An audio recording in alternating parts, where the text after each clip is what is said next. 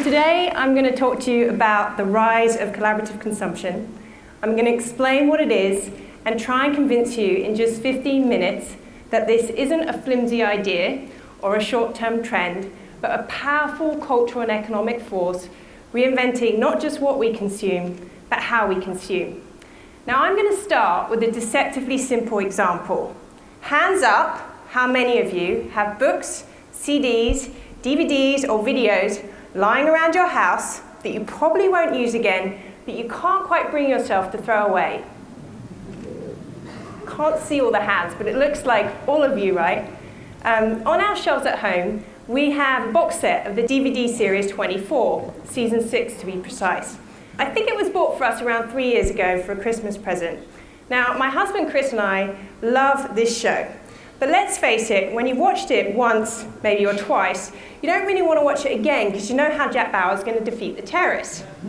So there it sits on our shelves, obsolete to us, but with immediate latent value to someone else. Now before we go on, I have a confession to make. I lived in New York for 10 years, and I am a big fan of Sex and the City. Now, I'd love to watch the first movie again as sort of a warm-up to the sequel coming out next week. So how easily could I swap our unwanted copy of 24 for a wanted copy of Sex and the City?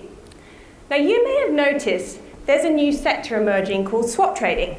Now, the easiest analogy for swap trading is like an online dating service for all your unwanted media. What it does is use the internet to create an infinite marketplace to match person A's haves with person C's wants, whatever they may be. The other week, I went on one of these sites, appropriately called Swaptree, and there were over 59,300 items that I could instantly swap for my copy of 24. Lo and behold, there in Resda, California was Rondaron, who wanted to swap his or her like-new copy of Sex and the City for my copy of 24. So in other words, what's happening here is that Swaptree solves my carrying company's sugar rush problem, a problem the economists call the coincidence of wants, in approximately 60 seconds. What's even more amazing is that it will print out a postage label on the spot because it knows the weight of the item. Now there are layers of technical wonder behind such sites such as Swaptree, but that's not my interest, and nor is swap trading per se. My passion, and what I've spent the last few years dedicated to researching, are the collaborative behaviors and trust mechanics inherent in these systems. When you think about it, it would have seemed like a crazy idea even a few years ago that I would swap my stuff with a total stranger whose real name I didn't know, and without any money changing hands. Yet 99% of trades on Swaptree happen successfully, and the 1% that receive a negative rating is for relatively minor reasons like the item didn't arrive on time. So what's happening here? An extremely powerful dynamic that has huge commercial and cultural implications is at play. Namely, that technology is enabling trust between strangers. We now live in a global village where we can mimic the ties that used to happen face to face, but on a scale and in ways that have never been possible before. So what's actually happening is that social networks and real-time technologies are taking us back. We're bartering, trading, swapping, sharing, but they're being reinvented into dynamic and appealing forms. What I find fascinating is that we've actually wired our world to share, whether that's our neighborhood, our school, our office, or our Facebook network. And that's creating an economy of what's mine is yours. From the mighty ePay, the grandfather of exchange marketplaces, to car-sharing companies such as GoGet, where you pay a monthly fee to rent cars by the hour, to social lending platforms such as Zopa, that will take anyone in this audience with $100 to lend and match them with a borrower anywhere in the world. We're sharing and collaborating again in ways that I believe are more hip than hippie. I call this groundswell collaborative consumption. Now, before I dig into the different systems of collaborative consumption, I'd like to try and answer the question that every author rightfully gets asked, which is, where did this idea come from? Now, I'd like to say I woke up one morning and said, I'm going to write about collaborative consumption. but actually it was a complicated web of seemingly disconnected ideas. Over the next minute, you're going to see a bit like a conceptual fireworks display of all the dots that went on in my head. The first thing I began to notice, how many big concepts were emerging, from the wisdom of crowds to smart mobs, around how ridiculously easy it is to form groups for a purpose. And linked to this crowd mania were examples all around the world, from the election of a president to the infamous Wikipedia and everything in between, on what the power of numbers could achieve. Now, you know when you learn a new word and then you start to see that word everywhere? That's what happened to me when I noticed that we are moving from passive consumers to creators to highly enabled collaborators. What's happening is the internet is removing the middleman so that anyone from a t-shirt designer to a knitter can make a living selling peer-to-peer. And the ubiquitous force of this peer-to-peer revolution means that sharing is happening at phenomenal rates. I mean, it's amazing to think that in every single minute of this speech, 25 hours of YouTube video will be loaded. Now, what I find fascinating about these examples is how they're actually tapping in to our primate instincts. I mean, we're monkeys, and we're born and bred to share and cooperate. And we were doing so for thousands of years, whether it's when we hunted in packs or farmed in cooperatives, before this big system called hyperconsumption came along, and we built these fences and created our own little fiefdoms. But things are changing, and one of the reasons why are the digital natives, or Gen Y. They're growing up sharing files, video games, knowledge. It's second nature to them. So we, the millennials, I am just a millennial, are like foot soldiers, moving us from a culture of me to a culture of we. The reason why it's happening so fast is because of mobile collaboration. We now live in a connected age where we can locate anyone, anytime, in real time, from a small device in our hands. All of this was going through my head towards the end of 2008, when of course the great financial crash happened. Thomas Friedman is one of my favorite New York Times columnists, and he poignantly commented that 2008 was when we hit a wall, when Mother Nature and the market both said, no more. Now, we rationally know that an economy built on hyperconsumption is a Ponzi scheme. It's a house of cards, yet it's hard for us to individually know what to do. So all of this is a lot of twittering, right? Well, it was a lot of noise and complexity in my head until actually I realized it was happening because of 4 key drivers. 1, a renewed belief in the importance of community and a very redefinition of what friend and neighbor really means. A torrent of peer-to-peer social networks and real-time technologies fundamentally changing the way we behave. 3, pressing unresolved environmental concerns. And 4, a global recession that has fundamentally shocked consumer behaviors. These 4 drivers are fusing together and creating the big shift away from the 20th century defined by hyperconsumption towards the 21st century defined by collaborative consumption. I genuinely believe we're at an inflection point where the sharing behaviors through sites such as Flickr and Twitter that are becoming second nature online are being applied to offline areas of our everyday lives. From morning commutes, the way fashion is designed, to the way we grow food, we are consuming and collaborating once again. So, my co-author Rue Rogers and I have actually gathered thousands of examples from all around the world of collaborative consumption. And although they vary enormously in scale, maturity, and purpose, when we dived into them, we realized that they could actually be organized into 3 clear systems. The first is redistribution markets.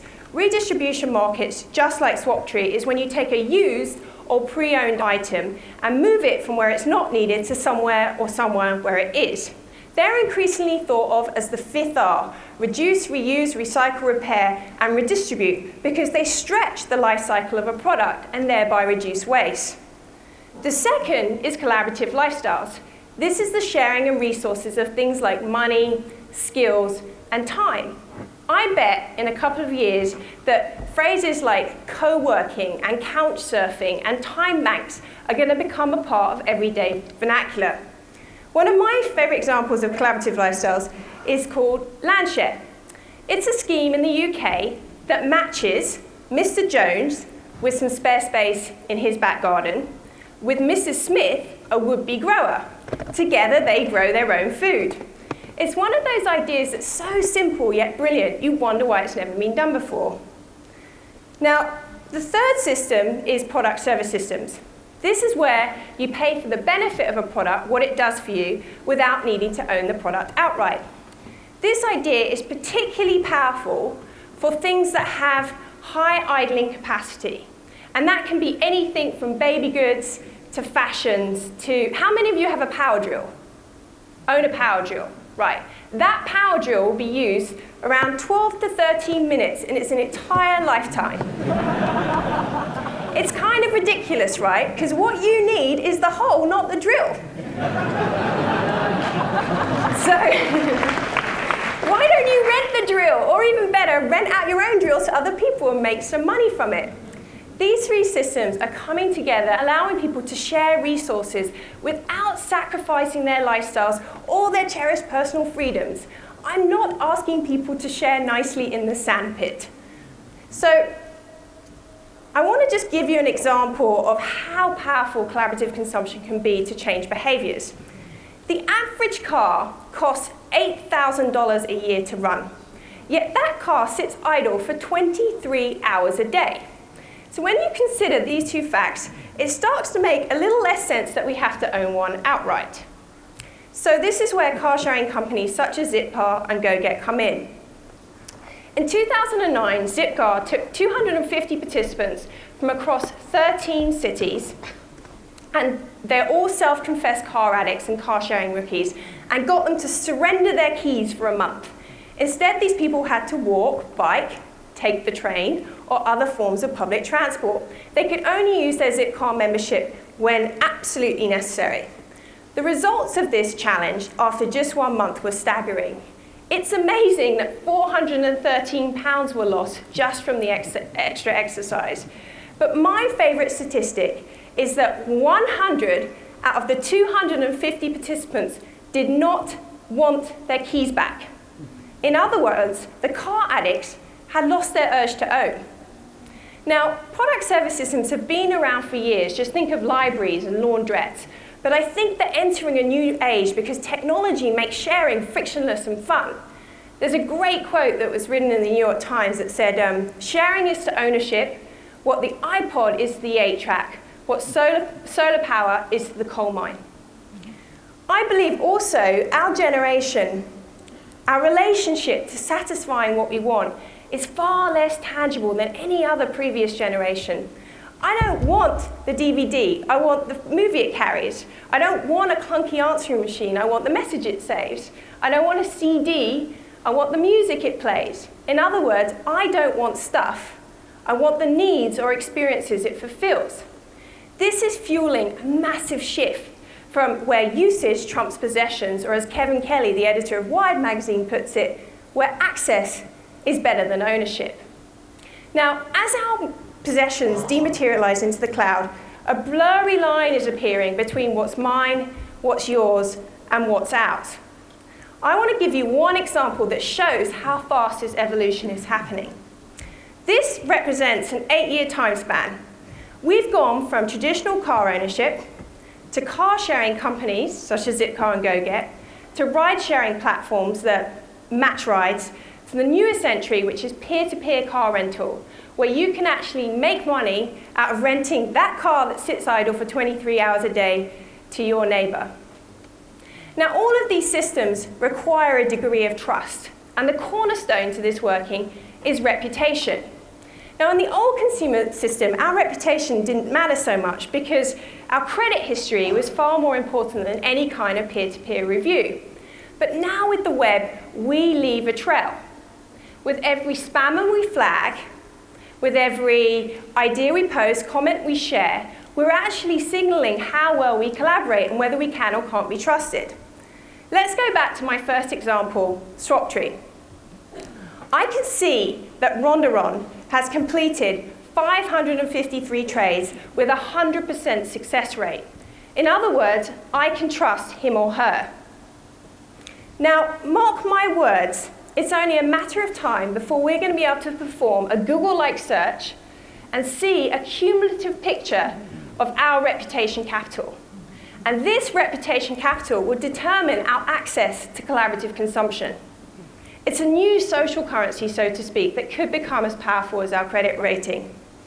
Now, as a closing thought, I believe we're actually in a period where we're waking up from this humongous hangover of emptiness and waste. And we're taking a leap to create a more sustainable system built to serve our innate needs for community and individual identity. I believe it will be referred to as a revolution, so to speak, when society, faced with great challenges, made a seismic shift from individual getting and spending towards a rediscovery of collective good. I'm on a mission. I'm on a mission to make sharing cool. I'm on a mission to make sharing hip, because I really believe it can disrupt outdated modes of business, help us leapfrog over wasteful forms of hyperconsumption, and teach us when enough really is enough. Thank you very much.